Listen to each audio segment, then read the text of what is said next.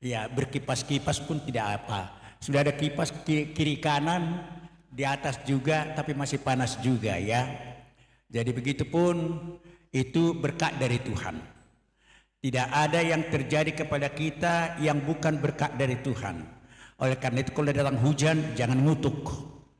Jangan menjadi kesal. Kok hujan aja setiap sore ya? Dikasih Tuhan panas kesal, dikasih Tuhan hujan kesal. Ya, lalu Tuhan mengatakan, kok kesal aja kalian ke apa yang kubuat, kata Tuhan. Ya. Oke. Selamat bertemu kembali dalam persekutuan Ibu Maria. Ada yang baru pertama kali datang? Oh, terima kasih. Nanti diperkenalkan dirinya. Burhuta Soit tadi saya ingat. Saya tanya dia. Burhuta Soit. Cuma tempatnya dan nyonya apa belum saya tanya tadi. Oke. Ada Ito saya baru datang dari Jakarta juga. Selamat datang Ito ya. Sudah menikmati Jakarta Ito saya ini. Baru regar. Oke. Ibu-ibu yang dikasih oleh Tuhan Yesus Kristus, mari kita membuka satu ayat firman Tuhan dari Amsal 29.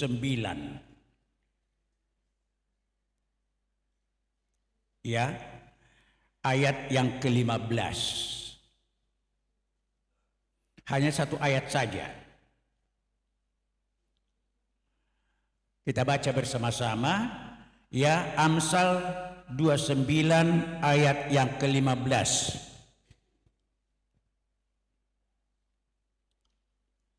Tiga ya. Tongkat dan teguran mendatangkan hikmat, tetapi anak yang dibiarkan mempermalukan ibunya. Tongkat dan teguran mendatangkan hikmat, tetapi anak yang dibiarkan mempermalukan ibunya. Oke, itu ayat firman Tuhan. Nah, pengurus persekutuan Ibu Maria membuat tema mendisiplin anak. Itu temanya. Waktu saya harusnya bangun si Hombing yang khotbah, tapi karena ada anggota jemaatnya katanya yang meninggal, jadi dia tidak bisa meninggalkan jemaatnya di daerah Riau sana. Ya, jadi kemudian pengurus minta supaya saya yang bawa firman Tuhan. Tapi waktu saya menerima tema ini mendisiplin anak, saya pikir apa cocok ini lagi kepada Ibu Maria, karena saya pikir Ibu Maria ini anak-anaknya sudah pada jauh dari ibu, ya kan? Biasanya kalau kita berpikir mengenai mendisiplin anak-anak masih kecil, masih di hadapan kita. Tapi anak-anak kita kebanyakanlah barangkali Ibu Ratna barangkali masih ada ya kan di hadapannya. Tapi kebanyakan ibu-ibu ini anak yang sudah bekerja di Bandung, yang sudah macam-macam lah ya kan, tidak lagi di hadapannya. Ya, dan kalau ada yang di hadapannya pun tinggal bersama dengan dia barangkali sudah menikah. Dan ibu barangkali berpikir bukan tugas saya lagi mendisiplin dia, begitu. Ya, tetapi baiklah, firman Tuhan itu sangat kaya. Nah, itu yang akan kita lihat juga. Nah, begini. Di depan sana saya membawa buku yang saya tulis sebanyak 30 biji. Ini sebenarnya buku yang sudah lama, sudah ada di antara ibu-ibu yang sudah mempunyai ini. Maksud saya begini, judulnya menyelesaikan pemberontakan anak dalam keluarga. Menyelesaikan pemberontakan anak dalam keluarga. Ini harganya hanya 35. Hanya 35, harga 4 tahun yang lalu ini. Ya, jadi sebelum COVID. Ya, 35. Jadi ibu, saya usulkan begini, karena anak-anak kita ada yang jauh dari kita, sudah berkeluarga, ambil aja satu ini. Daripada ibu ngomong sama mereka, mamaku ini merepek aja kan sudah tua, sudah berkeluarga, begini kan, jangan pula begitu, ya kan? Tapi tadi dikatakan bahwa anak yang dibiarkan mempermalukan ibu, jangan pula kita biarkan anak kita itu tanpa kemampuan untuk mendidik keluarganya, anaknya. Jadi mungkin dengan buku ini akan tertolong. Ambil aja satu bagi setiap anak kita yang sudah berkeluarga. Katakan aja, ya kirim aja kalau di Bandung dia atau Jakarta atau di Irian pun. Kirim aja lah. Mungkin dengan ini kalau dibaca, mereka sadar sehingga anak tadinya yang tidak mau kuliah karena mengerti bagaimana caranya mengadakan pendekatan, akhirnya anak itu bisa mau jadi kuliah, tidak membuang-buang uang lagi karena uang 35.000 ini. Ibu rela mengeluarkan uang sedikit, tapi anak ibu bisa tertolong dengan banyak sekali seumur hidupnya pun bahkan mereka mampu mendidik anak-anak mereka setelah membaca buku ini. Jadi kalau tidak ada uang ibu, ambil aja maksud 3 atau 4. Kalau bulan depan ibu mau bayar silahkan aja lah. Dari 35.000 itu nanti sebagian uang itu sudah ibu sebenarnya persembahan ibu ke YPDPA. Begitulah. Jadi kalau tidak ada duitnya hanya 30 saya bawa, mungkin masih ada di kantor, tidak tahu saya. Kalau habiskan aja yang 30 itu, tidak bayar tidak apa-apa, entah 2 bulan lagi mau bayar tidak apa-apa. Pokoknya jangan sampai anak-anak kita itu tidak kena didik, karena seperti firman Tuhan tadi, anak yang yang dibiarkan tidak memperoleh didikan itu mempermalukan ibu. Saya heran juga mengapa tidak mempermalukan bapak ya. Karena biasanya ibu itu jauh lebih dekat kepada anak-anaknya daripada kepada bapaknya. Kami ini para bapak selalu berpikir kalau uang sudah bisa dibawa ke rumah dan bisa dibelanjai keluarga sudah cukup. Pikirnya sudah cukup tugasnya. Padahal bapak itu adalah imam utama kan. Walaupun ibu nanti kita lihat imam juga ibu nanti. Oke, jadi jangan lagi saya lihat nanti buku itu ada tinggal di sana. Oke, ibu-ibu yang dikasih oleh Tuhan Yesus Kristus mendisiplin anak. Ya, kata disiplin itu akar katanya itu dalam bahasa Inggris sama itu dengan disciple. Disciple itu murid. Makanya murid-murid Yesus itu dikatakan Jesus disciple, murid-murid Tuhan Yesus. Jadi mendisiplin itu artinya menjadikan murid. Dan memang itu perintah Tuhan Yesus, pergi ke seluruh dunia, beritakan Injil dan jadikanlah semua bangsa muridku. Jadi tujuan kita bukan hanya sekedar membuat anak kita baik-baik, ya sopan-sopan, bukan itu, tapi menjadikan jadi murid Tuhan. Karena baik-baik pun gampang aja terpengaruh dengan yang lain-lain nanti kalau tidak sampai dia mempunyai hubungan yang baik dengan Tuhan, yaitu murid Tuhan. Bayangkan aja Judas ada masih menjual Yesus padahal itu muridnya, ya kan? Judas sampai ke salib itu Yesus dijual.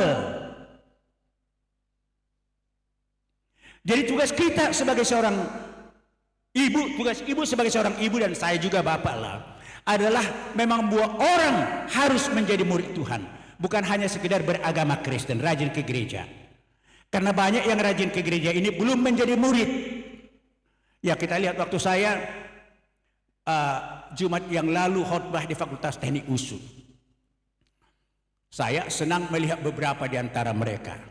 Karena di Fakultas Teknik itu sulit sekali mereka memperoleh tempat untuk ibadah.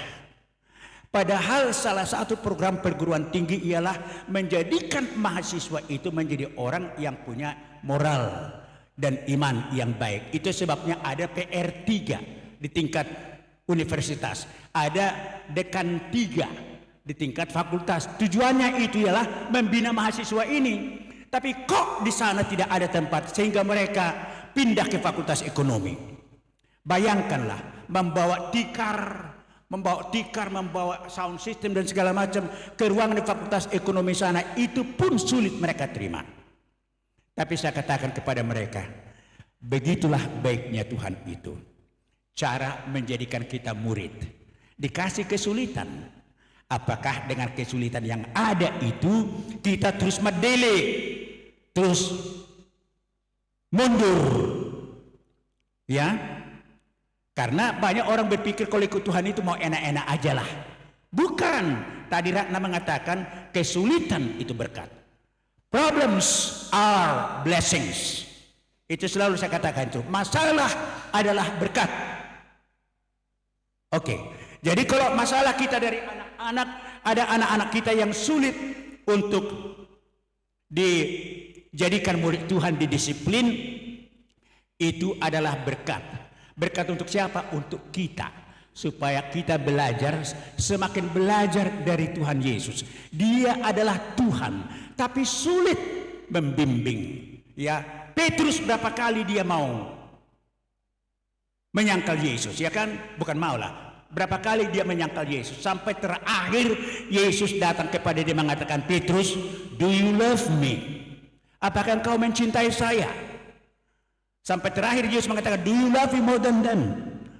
Apakah engkau mengasihi saya lebih daripada mereka mengasihi aku? Petrus.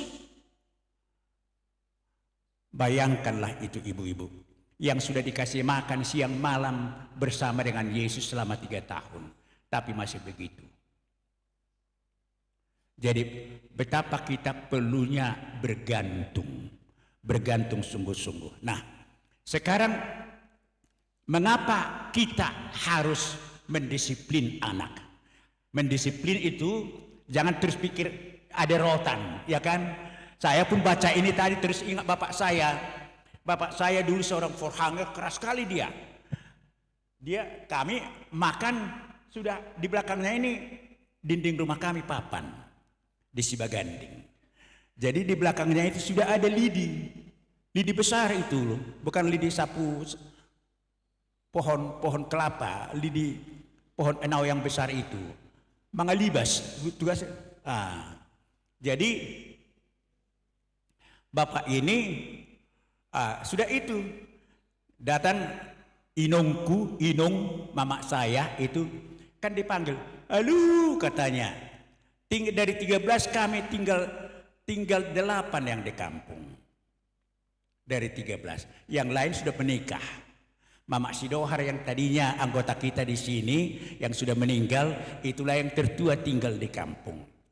Ya, jadi kadang-kadang mama saya ini sudah lupa nama kami. Akhirnya karena lupa bilang, kan kami main-main di luar kan. Jadi mau panggil makan sore hari mau makan, akhirnya dibilangnya lah daripada bilang Victor atau Mangasa, Manto, ini segala macam begitu kan. Akhirnya dibilangnya, Jolma katanya. Tapi karena kami kenal suara mama kami, tahu kami yang dipanggil, datanglah.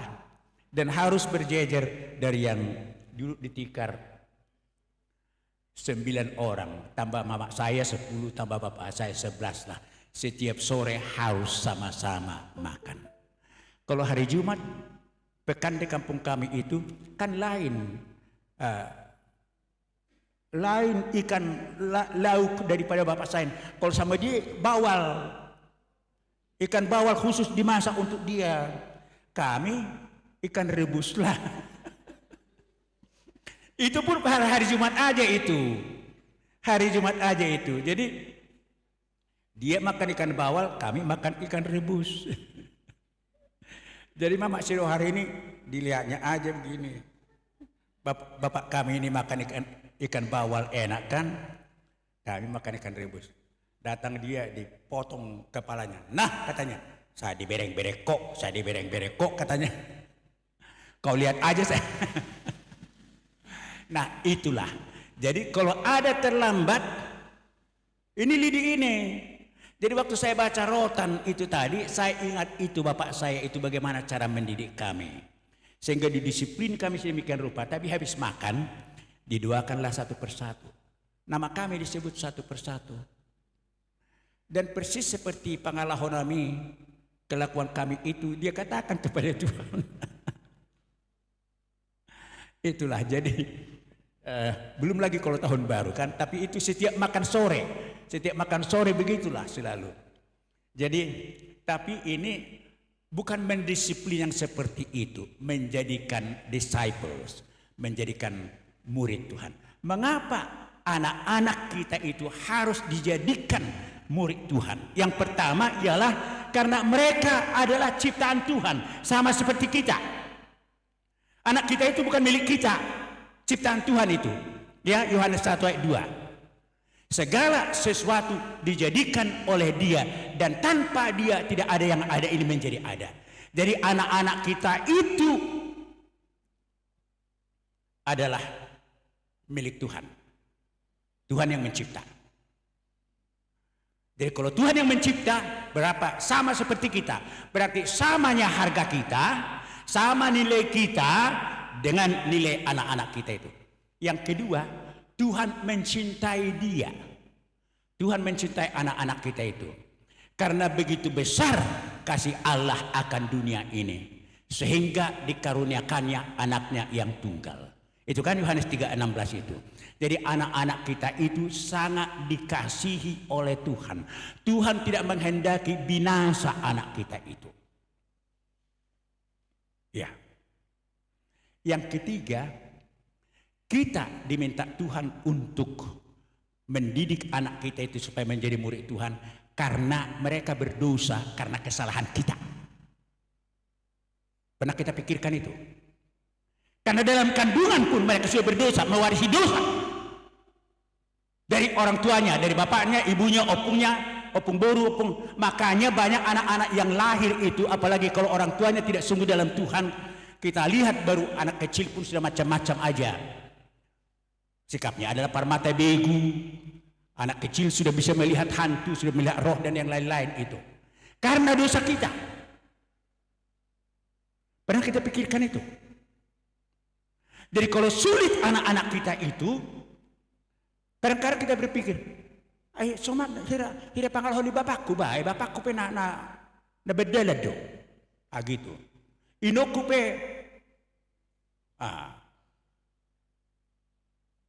Jadi ada kita yang membuat mereka itu menjadi demikian. Pewaris dosa adalah anak-anak kita itu. Diingat itu. Anak-anak kita itu pewaris dosa. Lebih dulu dosa mereka warisi daripada uang kita. Ya. Dan uang tidak membinasakan, tapi dosa membinasakan. Itu yang diwarisi anak-anak kita itu. Sesuatu yang membinasakan mereka, yang membuat mereka tidak akan kenal Tuhan. Tapi Tuhan mengatakan harus mendidik mereka, mendisiplin mereka supaya menjadi murid Tuhan. Dan yang keempat ialah oleh karena kita adalah imam-imam yang ditetapkan oleh Tuhan. 1 Petrus 2 itu. Ya. Karena kita ini dipilih oleh Tuhan, ya. Dan imam-imam yang rajani. Imam-imam yang rajani artinya kita ini anak-anak raja. Saya anak raja, ibu anak raja. Bukan karena buru Batak, sudah buru Batak, burni raja. Bukan itu. Kalau berbicara mengenai rohani, sebenarnya orang Batak ini burni hatubad dong. Sositat Tuhan Yesus. Tetapi setelah mengenal Tuhan, jadi buruni raja kita. Raja segala raja adalah Bapak kita. Dan bukan hanya itu, kita adalah imam-imam. Kita tahu bahwa imam itu dari suku Lewi bagi orang Yahudi atau orang Israel ialah satu-satunya suku yang dipakai untuk membina kerohanian dari orang Israel. Makanya orang Farisi, ahli Taurat itu anggota dari keturunan Lewi itu. Tidak boleh dari keturunan yang lain. Sudah ditetapkan oleh Tuhan lewat Musa itu bahwa dipilih Lewi dan keturunannya membimbing kerohanian dari orang bangsa Israel. Ya. Jadi kita ini dipilih oleh Tuhan menjadi imam-imam. Jadi berarti kita inilah yang berhak dari otoritas dari Tuhan. Dengan otoritas dari Tuhan, kuasa dari Tuhan untuk membimbing anak-anak kita. Bukan pembantu rumah tangga, bukan opungnya, bukan namborunya, Kalau kita berpikir sekarang, anak-anak saya sampai sekarang sudah menikah, lebih banyak diasuh oleh namburunya dan opungnya. Bertobat. Anakmu itu tidak akan sedemikian rupa kalau imam yang ditetapkan Tuhan yang membina anak-anak itu. Ya. Jadi jangan katakan, "Ai dia Tuhan sohuboto, ai burukan ya sohadi ingot au." Karena apa? Karena apa? Ya, Tuhan menghendaki karena itu milik Tuhan, dikasihi Tuhan. Tuhan sudah mati untuk mereka. Ya. Dan kita ditetapkan Tuhan menjadi imam yang akan membina mereka. Kalau mereka demikian rupa berarti imam-imamnya tidak membina dengan baik. Jadi tugas kita bukan tugas yang lain. Ya.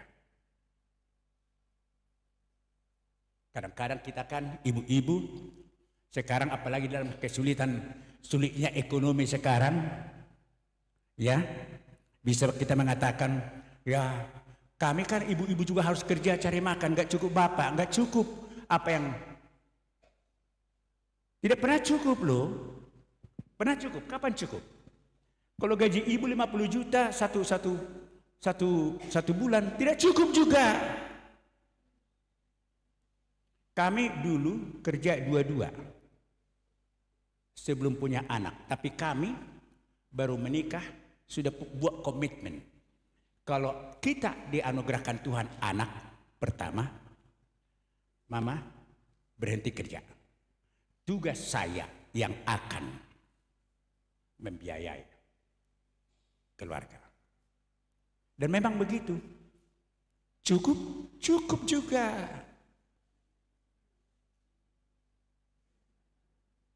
Cukup juga. Padahal adanya adik-adik kami ada 5 kakak saya dan adik saya tinggal bersama dengan kami baru menikah. Kan ada cukup alasannya mengatakan adong dok kada buruna di sondiam.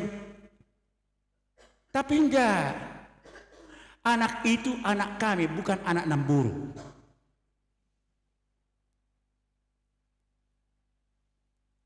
Iya. Jadi sekarang bagaimana caranya kita mendidik anak? Ya, bagaimana caranya kita mendisiplin anak, istilah itulah saya pakai ya. Yang pertama ialah kita harus mengenal anak kita. Kenalkah kita akan anak-anak kita? Pastilah saya bilang, ya kenal lah. Rambutnya begini, ya hidungnya mancung. Paling-paling yang kayak gitu yang kita kenal. Tapi manusia batiniahnya, manusia mentalnya, do you know them? Apakah ibu kenal mereka? Itu sebabnya ahli ilmu jiwa juga penting kali ini kita miliki. Ya, bagaimana kita harus mengenal anak-anak kita supaya kita sebagai imam-imam yang dibuat Tuhan di tengah keluarga bisa mendisiplin anak kita untuk menjadi murid Tuhan. Nah, itu nanti kalau kita kirim ini kepada anak-anak kita, tujuannya itu supaya mereka bisa bukan hanya sekedar mengatakan unak kumarisap padahal bapaknya merokok. Ya kan? Apalagi sekarang. Kembali ke Fakultas Teknik. Sekarang anak-anak kita itu bisa kembali ke rumah seperti utuh. Utuh dia padahal nggak utuh lagi. Ya. Anak gadis kita itu pulang ke rumah setiap hari dari kuliah. Kelihatannya utuh padahal tidak utuh lagi. Anak muda kita itu juga tidak utuh lagi. Karena berpacaran sekarang sudah macam-macam caranya. Bisa uji coba, kalau nggak cocok nanti ngapain harus menikah. Uji coba hubungan seksual dulu. Kalau laki-laki dan perempuan bayangkan, ini laki-laki dengan laki-laki. Ya. BL dan GL. BL itu boys love. Laki-laki dengan laki-laki. Ya, GL girls love. Wanita dengan wanita. Banyak mahasiswa ini sekarang begitu. Pulang ke rumah masih seperti anak kita yang biasa. Padahal sudah macam-macam pengalaman mereka di luar sana. Karena mereka tidak pernah dibenahi oleh orang tuanya yang adalah imam-imam, ada imam pria, ada imam laki-laki. Tidak pernah dibenahi bagaimana supaya mereka itu bisa bertahan menghadapi kehidupan ini, termasuk dalam kehidupan seksual. Ya, di tempat-tempat kos itu, apalagi kalau bisa laki-laki dan perempuan kos di satu, adalah dengan alasan supaya bisa kamarnya lebih murah, dibagi dua lah, laki-laki dan perempuan. Jadi itu pertanyaan dari para mahasiswa itu kepada saya hari Jumat itu. Bagaimana Pak dengan demikian? Saya bilang jangan tanya saya, tanya bapaknya sama mamanya. Ya. Kenalkah kita akan anak-anak kita itu? Ya. Ada anak-anak kita itu dari lahir karena lahir di dalam dosa, punya temperamen-temperamen yang berbeda juga. Ya. Dan temperamennya ini hanya akan bisa dikuduskan kalau mereka didisiplin, dijadikan menjadi murid Tuhan. Ada anak yang namanya yang punya karakter yang sanguin. Sudah pernah saya berikan ini sebenarnya yang sanguin. Yang sanguin ini ialah yang ambisius. Yang ambisius. Tidak perlu orang lain, aku bisa. Aku bisa. Tidak perlu mama, tidak perlu bapak, aku bisa. Jadi di rumah dari kecil sudah bisa jangan, katanya kepada abangnya. Jangan, kepada adiknya. Aku bisa. Ya. Tapi orang yang ambisius ini, kalau sampai besar dia, suatu ketika berhadapan dia dengan sesuatu yang tidak bisa dilakukannya, patah arang. Arang kalau patah begini nggak bisa disambung lagi. Makanya ada anak yang kelihatannya sangat berprestasi, bunuh diri dia. Karena ada masanya dia berhadapan dengan masalah yang tidak bisa ditanggulanginya. Patah arang. Karena dia berpikir tidak ada gunaku lagi. Segala kemampuanku yang aku selama ini bisa, ternyata patah arang. Ya. Adakah anak kita? Kalau kita bayangkan dari kecil anak-anak kita yang begitu, yang sanguin, yang ambisi, bisa kecil-kecil misalnya kita lihat, tak usah mandikan aku bisa mandi kok, aku bisa mandi. Segalanya dia bisa, menurut dia. Dan kalau dibiarkan itu, tidak diberikan pengarahan, dia akan berbahaya suatu ketika. Dia bisa mengatakan, "Ma, saya tidak butuh kau. Pa, saya tidak butuh kau. Aku bisa hidup kok tanpa kau."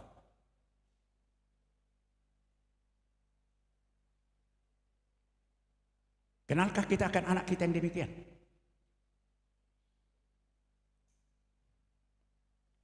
Yang kedua, yang kolerik namanya. Tadi yang sanguin. Ini yang kolerik. Yang kolerik itu siguruduk, holadokna. Hanya omongnya yang benar, omongnya yang harus didengarkan, kehendaknya yang harus dituruti. Kalau misalnya adiknya atau abangnya kasih saran sebenarnya, nggak tahu kamu apa, nggak tahu, aku tahu. Iya. Dan orang yang kolerik ini bukan hanya si guruduk, hanya omongnya yang harus didengarkan. Orangnya bengis. Sebentar-sebentar tonjok adiknya. Orangnya bengis. Dan pendendam. Kalau abangnya salah sama dia, sulit kali dia bisa mengampuni. Pernahkah anak kita itu SKT di rumah berlama-lama?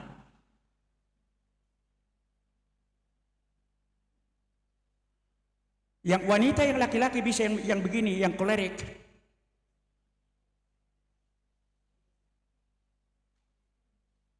Ya. Pendendam dan sangat-sangat sulit untuk memaafkan. Jadi kalau kita pun sangat sulit memaafkan orang lain, jangan-jangan kita ini termasuk orang yang kolerik. Kalau kuliah dia, ingat aja apa yang dibuat sama saya. Padahal Yesus sudah mengatakan, aku tidak mengingat-ingat lagi segala perbuatanmu. Sudah kulupakan kata Tuhan, sudah kau buang sejauh timur dari barat, lebih jauh dari situ kubuang segala dosa dan pelanggaranmu, dan aku tidak mengingat-ingat lagi. Berapa banyak dosa kita sama Tuhan Yesus? Karena dosa kita kepada orang lain juga pertama dosa kita kepada Yesus. Bukan hanya karena kita tidak baca Alkitab lalu berdosa kepada Tuhan Yesus. Dosa kita kepada orang lain juga adalah pertama kita berdosa kepada Yesus karena kita berdosa kepada milik Yesus, ciptaan Yesus, harta yang berharga di Yesus. Jadi jangan kita pikir kalau kita bertengkar dengan orang lain dan tidak mau berdamai dengan orang lain, dengan dia saja kita begitu, enggak. Dan itu sebabnya orang yang tidak berdamai dengan orang sulit juga berdamai dengan Tuhan. Coba kalau ibu ingatlah kesalahan orang lain waktu ibu mau berdoa, ibu akan mau berdoa kepada Tuhan. Seakan-akan Roh Kudus yang tinggal di dalam ibu, yang ada dalam ibu mengatakan apa? Mau bilang apa kau? Maka Yesus mengatakan pergi dulu. Selesaikan masalahmu dengan orang itu. Baru datang kepada saya ngomong. Jadi kalau anak kita itu yang kolerik, sulit memaafkan, apakah itu juga diwarisi dari kita?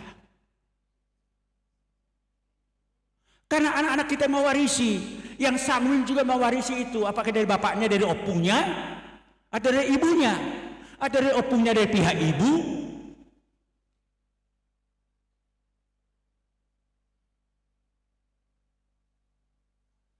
Ibu barangkali mengatakan, aku enggak begitu kok. Ya ibu tidak begitu, tapi perhatikan. Saya naluluhonok kudu dosa ni ama tu pinoparna. Rodi sudut patuluhon, rodi sudut pauparton. Pinoparni akan suguro hadiau. Itu bahasa Belandanya. Iya.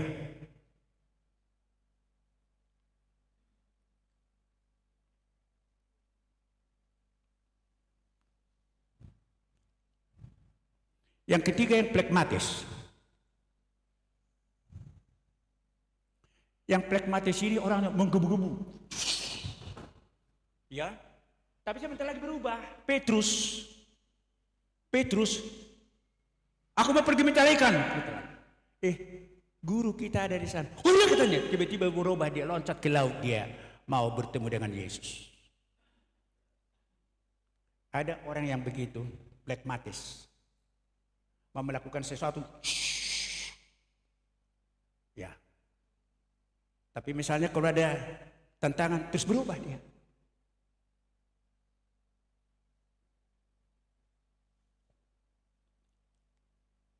Iya.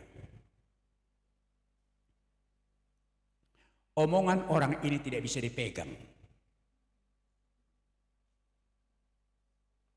Kita harus bilang kepada anak kita yang, kalau kita tahu bahwa yang plekmatis dia, sitong do nedok mi amang. Sitong do nedok mi. Jadi rodo homar sugut mamerengau. Olo ma roda. Padahal datang pacarnya kemudian besok harinya ngajak dia aja. Nggak datang dia.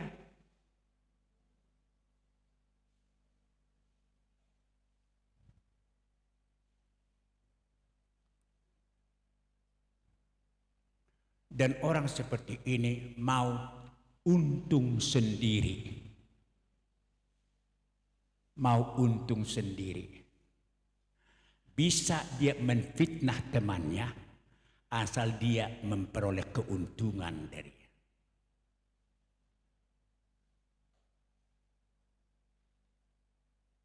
Dari siapa itu diwarisi itu? Iya. Dari siapa itu? Dan yang terakhir ialah yang melankolis. Yang melankolis itu pemurung. Pemurung. Tidak banyak ngomong.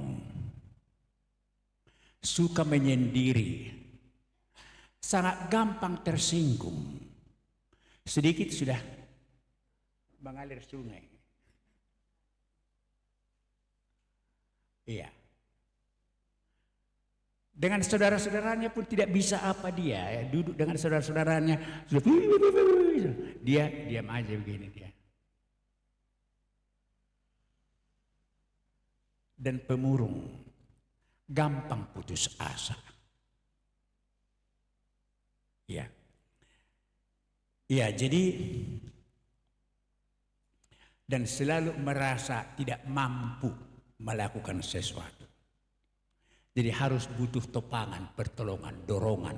Untuk anak yang seperti itu orang tuanya harus bisa mengatakan, enggak anakku, kau bisa kok. Karena ada mama di sini, ada Tuhan kok.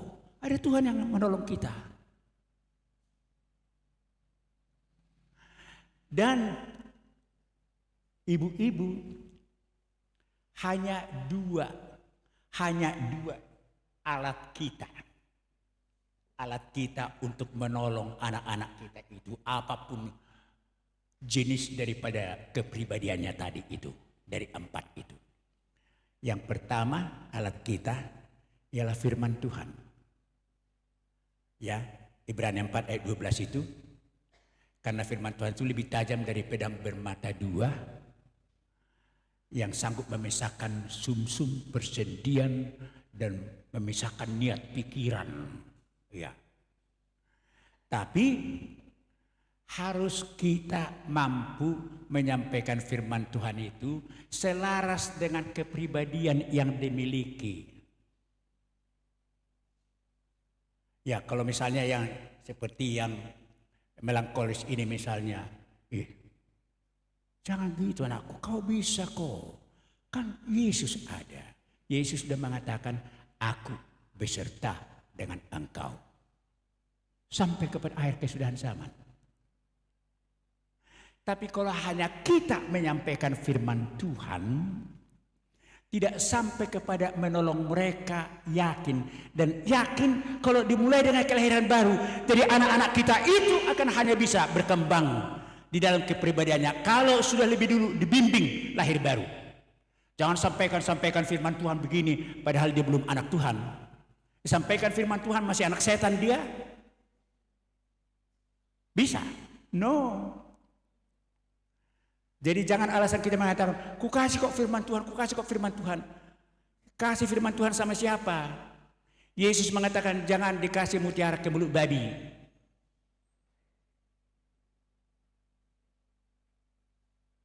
Ya.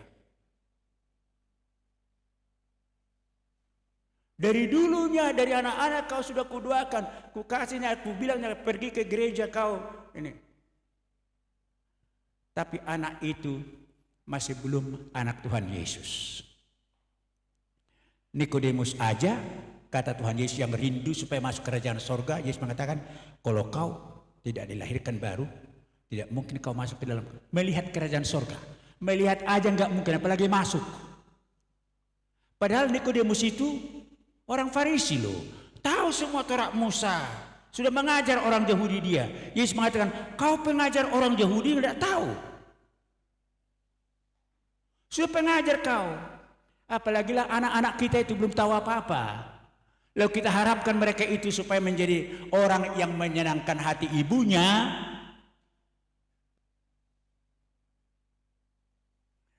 Jadi molo tuakaya anak kotai yang sudah punya anak, harus kita pesankan supaya anak kecil itu dibina menerima Tuhan Yesus. Ya. Anak kecil bisa terima Tuhan Yesus? Bisa.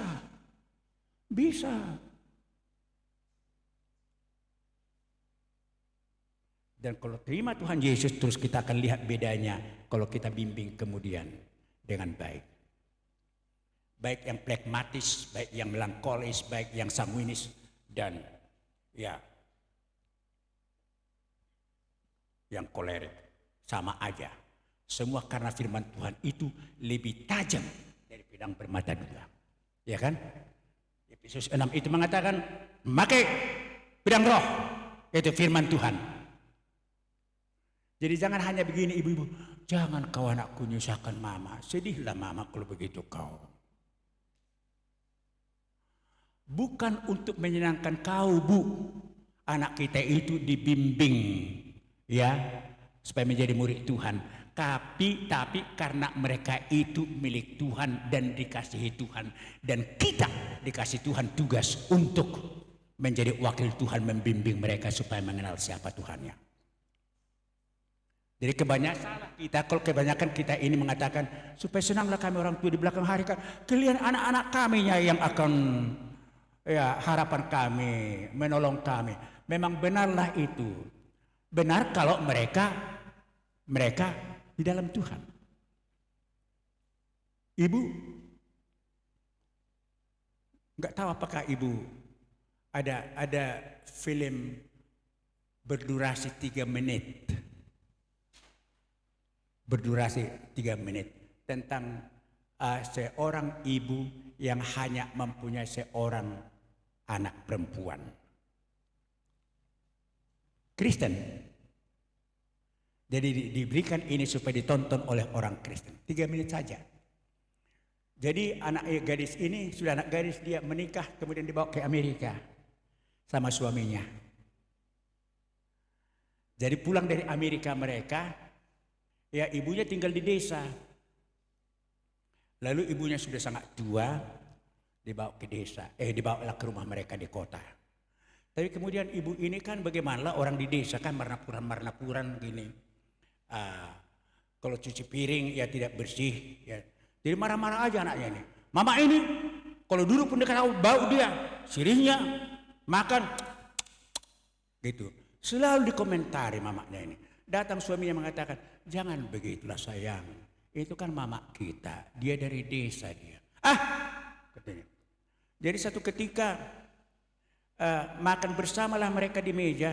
Jadi batuklah mamanya. Sudah tua kan. Batuklah mamanya dan keluar sedikit nasi dari. Itulah. Katanya. Aku gak mau makan di sini. Aku pergi ke kamar makan. Dibilang anaknya perempuan ini. Pergi ke kamar dan mulai dari situ tidak mau dia sama-sama makan sama ibunya. Kita bawa dia ke panti asuhan. Dibawa ke panti asuhan. Lalu ditulis ibu inilah surat kepada anaknya itu. Dulu waktu aku mau pergi ke ladang, kurasalah hangat di punggungku. Rupanya kau kencing. Jadi kencingmu itu menghangati punggungku. Kurasa enak kali lah, hendak apa-apa dikencing anakku ini aku. Jadi ku gantilah popokmu. Sekali lagi kau kencingnya lagi aku. Hendak apa-apa lah, anakku ini. Saya senang kali, katanya. Dan suatu ketika naik oplet kita. Batuk kau muntah di oplet itu, sangat bau muntahmu. Ini ditulis ibu ini. Sehingga orang yang di oplet itu tidak tahan, keluar semua mereka dari oplet itu, tinggal kita berdua. Saya sendiri yang menghapus bau muntahmu itu di oplet itu. Dan saya tidak merasa jijik karena kau anakku. Jadi saya mohon supaya anak sehat-sehat saja ya. Jadi dibaca anak inilah, dibaca suaminya surat itu. Tidak disengaja suaminya terlihat istrinya bahwa dipegang kertas itu. Apa itu Pak katanya. Lalu, Anda apa-apa? Apa itu? Mari dulu. Dibacalah. Dibaca nangis-nangis. Nangis-nangis. Ayo Pak ke pantai asuhan. Kita bawa mama pulang katanya. Sambil nangis-nangis itu lari ke pantai asuhan. Mamanya sudah begini. Sudah tos. Sudah tos. Surat itu surat yang terakhir. Iya. Bagaimana dengan demikian?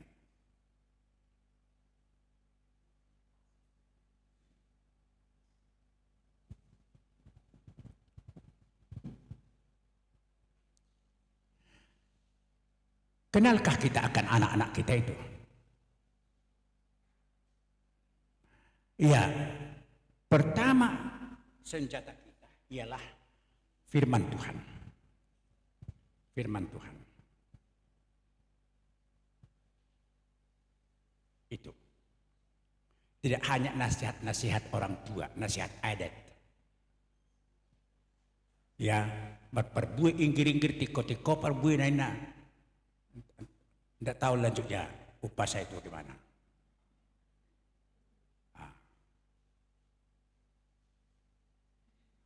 Tapi senjata yang kedua,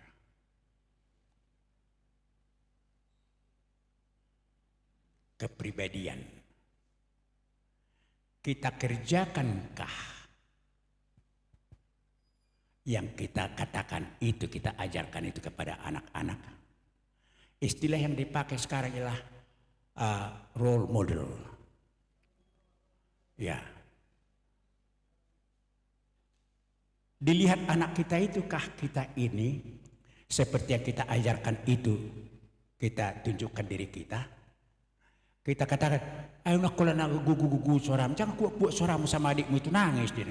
Padahal kita pun bilangnya kuat kan, jangan kuat suaramu sudah nangis adikmu itu katanya. Kita bilangnya pun kuat. Jadi kita tidak role model. Jadi kalau anak kita itu pun tidak melihat kita menjadi melakukan selaras dengan yang kita ajarkan itu, sulit sekali mereka akan mengalami perubahan. Dan itu yang dilakukan oleh Tuhan Yesus. Menjadi teladan dia.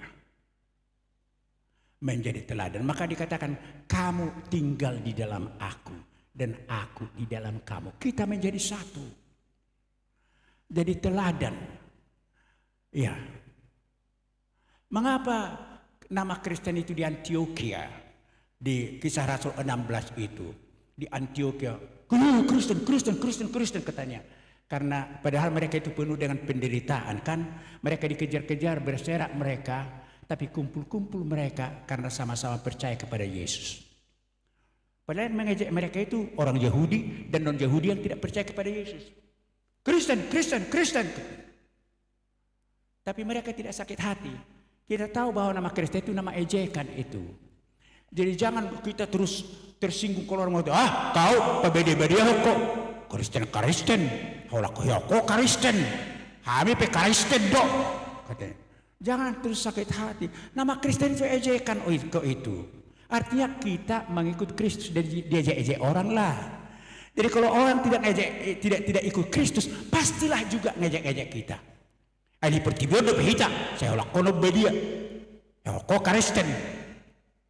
Gitu. Bisa saja dari anak-anak kita itu yang kolerik, yang melankolis dan yang macam-macam ini datang perkataan yang demikian karena kita tidak role model. Tidak mereka lihat bahwa kita memiliki kepribadian sebagai murid Tuhan yang dirubah oleh firman itu.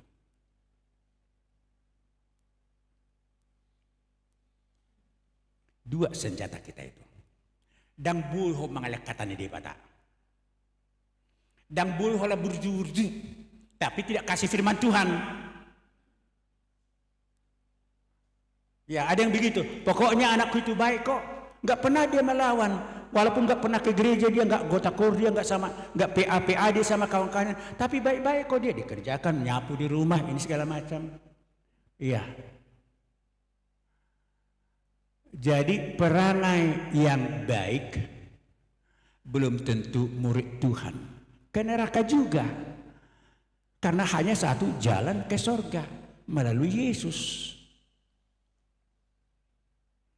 Tapi tidak bisa juga hanya kasih firman Tuhan, tapi pola hidup kita dan sikap hidup kita berbeda. Dan itu pada Matius 23 itu yang dikatakan Yesus, diingatkan Yesus orang-orang banyak dan murid-muridnya, jangan kamu seperti orang Farisi. Awas-awas dengan orang Farisi. Mereka menyampaikan firman Tuhan, tapi mereka melakukan banyak sekali dosa yang bertentangan dengan firman Tuhan itu. Itu istilah yang dipakai munafik. Jangan munafik. Jadi moralisme juga bukan itu yang dikehendaki Tuhan. Moralisme itu hanya baik-baik. Bukan itu. Tapi juga bukan ke gereja, margurede, pertanyaan, gitu-gitu aja. Tapi kelakuannya juga tidak menunjukkan bahwa dia sudah dalam Tuhan. Dua-dua itu. Dan anak-anak kita itu kita akan mampu menjadikan mereka menjadi disciples, murid Tuhan. Karena kita bisa menyampaikan firman Tuhan dengan benar sesuai dengan kebutuhan mereka, temperamen mereka tadi, ya kan? Ya. Kalau yang ambisius, yang sanguin itu katakan, kan Yesus itu baik kok. Yesus, awe bodoh katanya. Kalau gitu cara kita kan, kau itu suka-suka mau aja mentang-mentang bisa kau ya. Jadi kamu nggak perlu. Yesus awe bodoh katanya. Karena tidak tepat cara kita untuk menyampaikan dan momen kapan kita akan menyampaikan itu kepada dia.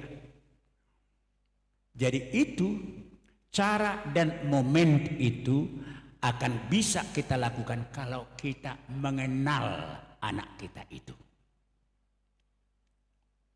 Itu kalau bahasa Inggrisnya to know, bukan recognize. Kalau recognize itu tahu kita bentuk fisiknya. Tapi to know, do you know him? Do you know her? Kenalkah engkau anakmu itu?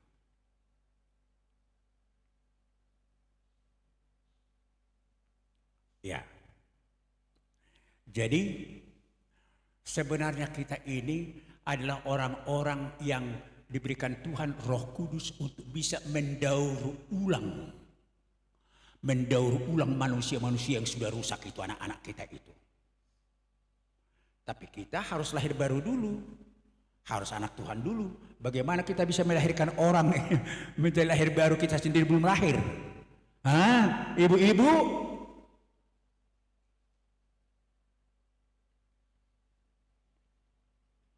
Oke.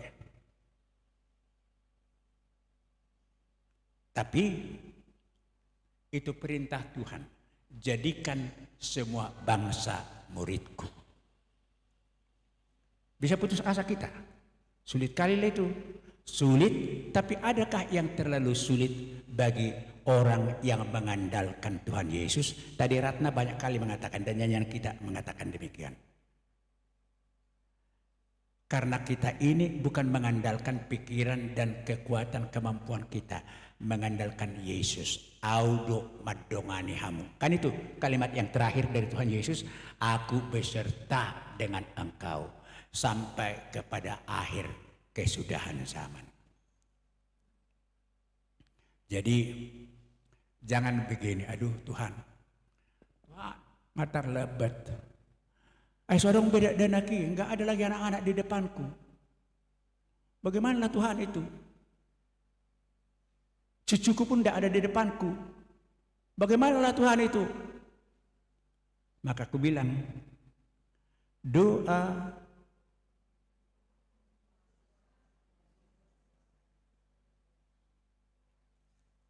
Bisakah ini dipakai Yesus untuk menolong mereka?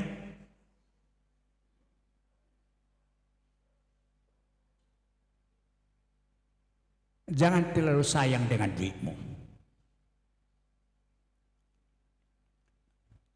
Ada satu cerita mengakhiri. Mahasiswa yang kemudian datang kepada bapaknya yang sangat kaya. Mahasiswa laki-laki ini selalu punya mobil, pergi ke kuliah. Dan mentereng kalilah dia, anak ini. Tapi di kuliah dia ikut ibadah mahasiswa. Bertobat dia. Terima Tuhan Yesus. Lalu pergi dia kepada bapaknya. Habis dari kuliah itu, Pak, ini mobil saya nggak mau pakai lagi ya. Hah? Kenapa? Kan mobil itu memang dibeli untuk kau pakai kuliah. Iya, saya tahu Pak. Tapi Bapak membeli mobil itu dari uang yang tidak benar. Jadi saya tidak mau pakai itu. Bapak membeli mobil itu dari uang yang tidak benar. Jadi kalau Bapak juga mau memberikan uang kuliah kepada saya, jangan dari uang yang tidak benar. Kalau tidak, izinkan saya kerja part-time, biar saya membiayai biaya perkuliahan saya. Karena saya tahu bahwa uang Bapak itu datangnya dari jalan yang tidak benar. Terkesima bapaknya itu. Tapi anak itu bisa mengatakan demikian karena dia sudah sadar, karena dia sudah dilahirkan baru menjadi anak Tuhan.